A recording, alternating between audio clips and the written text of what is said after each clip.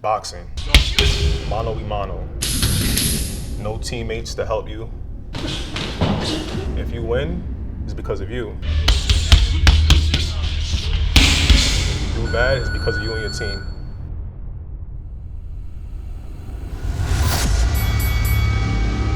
I love the sport, it's my passion. That's it, that's it, that's it. That's it. That's it. You ain't tired. You're not tired.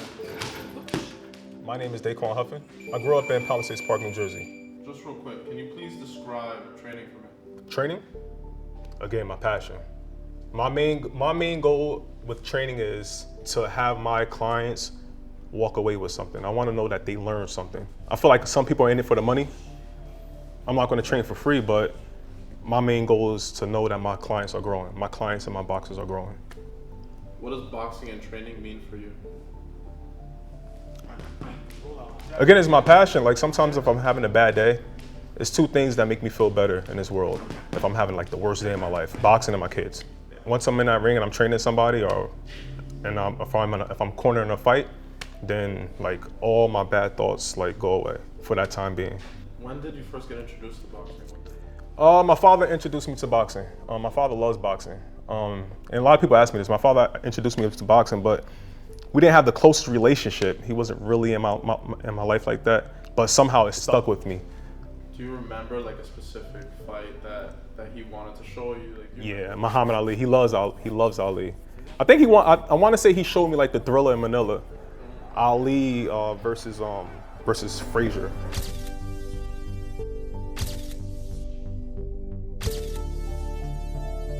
Since I was a little kid, I fell in love with the sport. Did you fall in love with it right away, or? I think it sparked my interest, but then I really fell in love with it once I start to understand it, once I start to box. Because once my father first introduced me to boxing, I was just kind of like a little interested just watching it.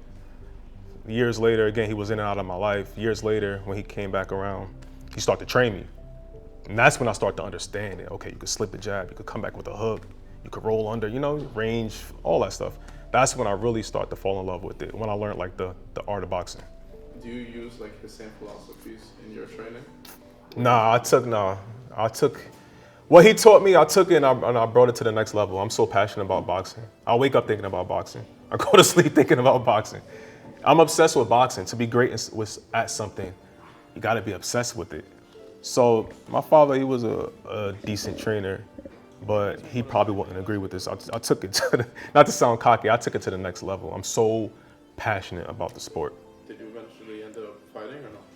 Yeah, I fought in the Golden Gloves. I only had, I think it was 4 fights. I made it to the semifinals of the Golden Gloves years back.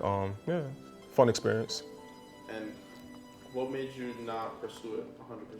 I think at the time I felt like I may have started too late. And I remember I lost the fight. I felt like I got robbed. I stopped. I remember the weather was nice. It was summertime. I would skip the gym. My father would be like, "Where you at?" And I'm out with a little girl at the time that I had. In hindsight, I think if I would have continued with it, like sometimes I spar my clients right now. Some of my clients are pretty good. I'm like, damn, had I continued with this talk from the time I was 20, maybe I could have, I don't know, picked up a minor title or a major title. It may sound crazy, but I think I would have been good if I would have kept it up. When did you first start thinking of you wanted to train? When I felt like I was too old, I said, okay, I love the sport. I'm not going to give up on it. Why not train people? At that time, I was probably like in my 20s, my mid to late 20s. I think mid to late 20s. So I didn't want to give up on the sport. So I said, let me just train people. I'm so passionate about it. Let me pass my experience on to somebody else. When you're training, it's obviously, there's a lot of responsibility, right? Yeah. Like the sport's really dangerous. Mm-hmm. But when you start, how do you feel about having that responsibility over protecting somebody? It's a big responsibility because you have someone's life in your hands.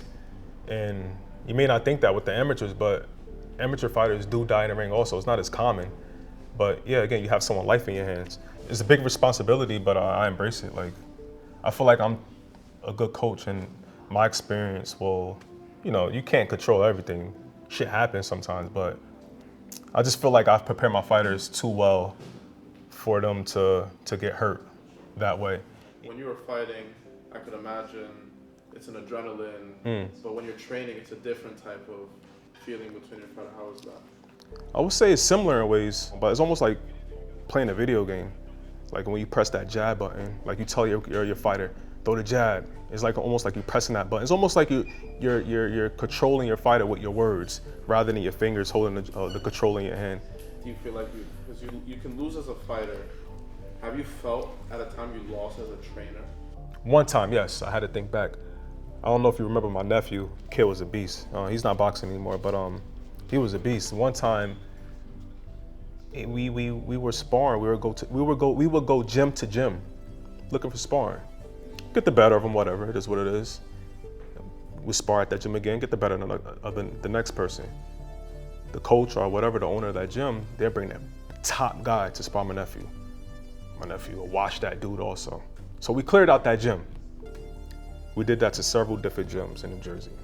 So I felt like nobody wanted to spar us at that point. I was like, damn, who do we spar? My nephew was going to every gym, beating everybody up. I said that to say, we had nobody to spar prior to a fight after the Diamond Gloves. He won the Diamond Gloves, and then we had another fight after the Diamond Gloves, just a one-day show, and we had no sparring because nobody wanted to spar us. So I felt like in that situation, and I could have probably pulled him out of that fight, but I was so cocky, I guess, at the time. Not cocky, I want to say confident in my guy. I put him into that fight without sparring because of the situation I just explained to you. We ended up losing that fight. And it looked like the guy wasn't better than him. My guy just didn't look prepared, lack of stamina and all that good stuff from not sparring. So in that situation, I feel like I could have handled that different, but I didn't beat myself up about it. You have goals in boxing. You have goals all over, but what's your goal? What's Daquan's goal? World champion. That's my goal. I wanna take someone to a world championship and have them win it. I don't wanna just inherit a world champion that's already a world champion. That's cheating. I don't want that. I wanna bring somebody from the ground up and have them win the world title. That's my goal. And you speak it, believe it, receive it. I'll keep putting it out in the universe and it'll happen. Your handle is Art of Boxing. Mm-hmm. What was behind that name? Why did you come up with that? A lot of times I feel like people that don't know boxing, they think it's just like a rocky slugfest. Like maybe a lady that's not familiar with boxing, or even a man that's not too into boxing. They don't understand like the sweet science of it. Like it's really a chess match in there. So not to go into details, that's why I want to show people through the name, Art of Boxing. It's an art. It's not just rock'em sock'em robots.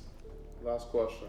Any words of wisdom for the new generation coming up that want to be a boxer?